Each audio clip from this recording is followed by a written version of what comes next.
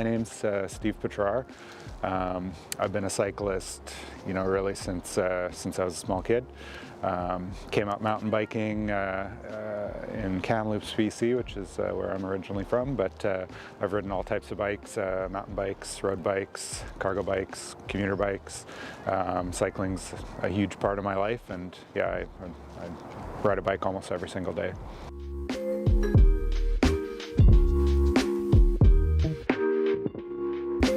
I live in Lynn Valley in North Vancouver, and I work downtown at St. Paul's Hospital. So I commute almost every day that way. And so it's about 34 kilometers, more or less, round trip.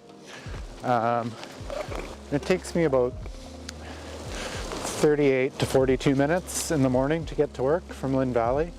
And then on the way home, there's a bit more climbing on the way home because Lynn Valley is at a bit higher elevation than we are here. So it takes me a little bit longer getting home. Takes me maybe 45 minutes or so, 45, 50 minutes to get home. Yeah, so that's my round trip commute. I do come through the park most days. Some days I'll take the bike lane like we're riding right now and kind of enjoy the bike lane, enjoy the scenery. Other days I'll just head straight up the causeway if I'm in a bit of a rush. It's maybe a bit quicker. That's my usual commute. I think day to day, my commute probably takes me a little bit longer by bike than it would by car on average, but not that much longer.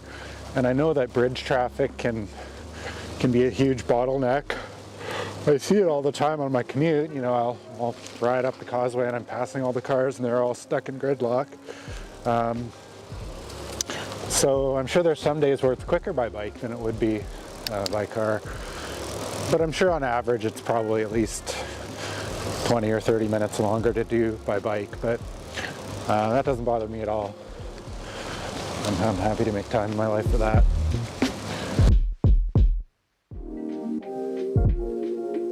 Well, I started with a tricycle, I'm sure, as a toddler, and then I do distinctly remember getting my first two-wheel bike. I got it for my birthday. I must have been maybe 5 or 6 years old, and I remember my dad taking me to the local shopping mall with that new bike, and I was wearing all my hockey equipment. Bike helmets weren't really so common back in those days, and then I learned to ride a two-wheeler in the shopping mall parking lot. I remember that day well. Can't say exactly how old I was, but probably 5 or 6 years old. As a college student, I used mostly transit to get around. I didn't have a car when I was in university. And after that, I moved to Calgary, and Calgary was, or maybe it's changed now, not a super bikeable city in a lot of ways. It's pretty spread out, and there wasn't a lot of bike infrastructure, so I didn't commute a whole lot then. It was probably when I moved to Halifax, which would have been 2007, that I really started becoming a kind of full-time bike commuter. Halifax is a smaller city. It's a bit easier to get around. It at that time didn't have a whole lot of sort of purpose-built bike infrastructure, but it was a bit more bikeable than Calgary was. And so yeah, I would say probably around 2007 is when I started cycling more or less full-time to get most places. I didn't have a lot of money at that time, so it was a cheap way to get around. Could jump on the bike and pedal anywhere, and it was free. Yeah, I enjoyed it. I liked being outside, and I was starting to think a bit more about the environment and sustainability and things like that, and saw this as an obvious way to take a car off the road and move myself from A to B on a bike was very possible for me. I was fit and in good health, so it just seemed like kind of an obvious thing to do.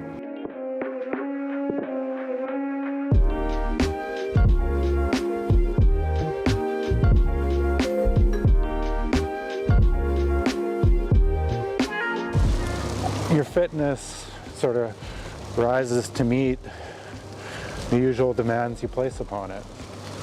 And so I've moved around the city a little bit. My commutes got progressively longer. Lynn Valley's the farthest from work I've lived. And yeah, the first few months of living there, I definitely noticed a bit more fatigue commuting.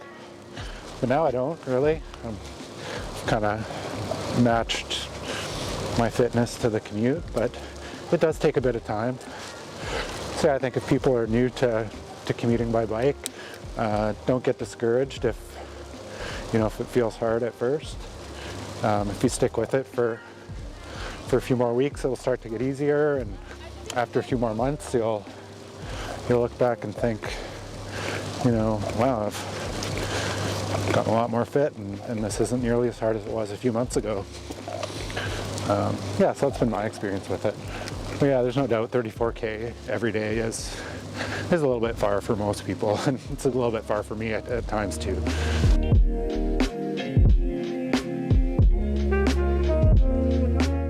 Yeah, this is my commuter bike. It's just kind of my workhorse. It's a steel cyclocross bike actually, but for those that are bike nerds like me will notice it has a flat handlebar. I just feel, it's a type of bike that's meant to have a drop bar, but I prefer it this way. And I just feel a little bit more comfortable and maneuverable in traffic with a flat bar. And because I do ride this bike mainly in the city as my commuter, it just kind of made sense to put a flat bar on it for me. I just feel a bit safer that way. I don't think you need a super fancy, expensive $10,000 bike to commute in the city. Just, anything with wheels and brakes and off you go.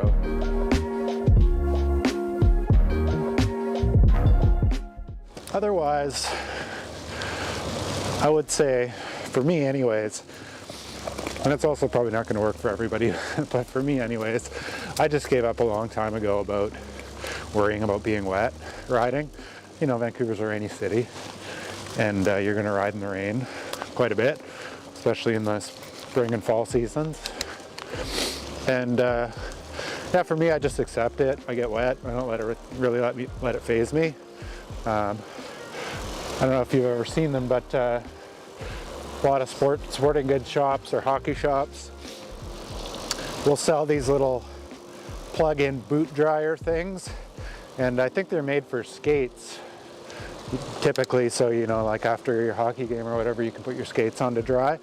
But essentially what they are is they're just kind of two posts and then a fan and a heater, and then you put it on and it has a timer.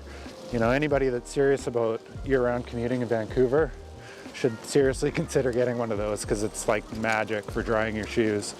So that's probably the biggest lifestyle upgrade that I recall making regarding commuting in the rain or apparel, is just the boot dryer. So I get home, throw my boots on that, and they don't kind of get soaking and moldy. Beyond that, I think be thoughtful about your apparel in terms of being high vis, because the rain plus the dark does make you a bit hard for motorists to see. So there is a lot of high vis cycling apparel out there, and there is a number of companies that sell jackets and other apparel that's highly reflective. I think those are a really good idea, because safety is an issue too. You are kind of exposed.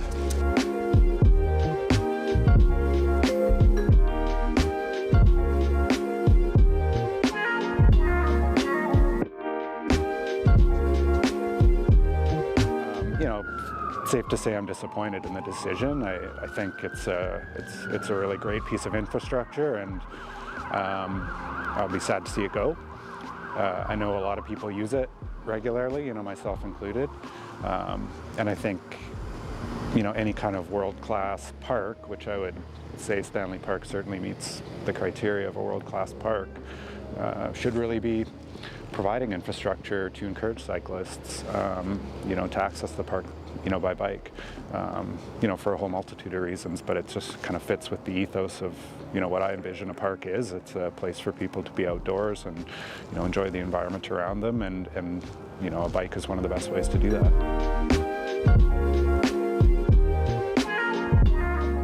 I think Vancouver's, well, it's certainly the best city I've lived in for cycling infrastructure, as well as just for enjoyment of cycling. It's one of the most beautiful cities in the world, and we have parks and we have the ocean, and we have hills around here, but a lot of the city is pretty flat, so the hills aren't, necessarily prohibitive.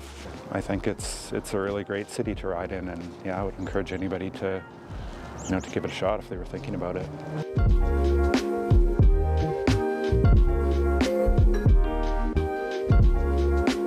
Now, I gotta say, as a bike commuter, to any of those that are thinking about getting into it or giving it a try, it's such a great thing for your mental health as well. When I wake up in the morning, I have a cup of black coffee, then I hop on my bike, and by the time I'm at work, I'm wide awake, I'm energized, the blood's flowing, I'm ready to go. There's no question it makes me better at my job. And similarly, at the end of the day, if I leave work, if I've had a difficult day or stressful day or even just a normal day, that period where I hop on the bike and ride home really gives me an opportunity to decompress, process the events of the day, meditate. It's very meditative for me. And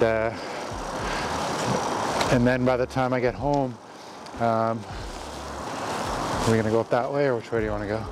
Yeah. Yeah. By the time I get home, I think I'm much more ready to be present and, and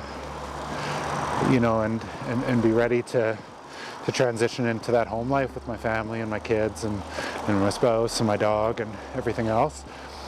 Whereas I don't know if I would really get that if I commuted home sitting in a car in traffic and dealing with, just kind of the sort of underlying anger that often accompanies traffic. It's just not really a thing when you're a bike commuter, at least not for me.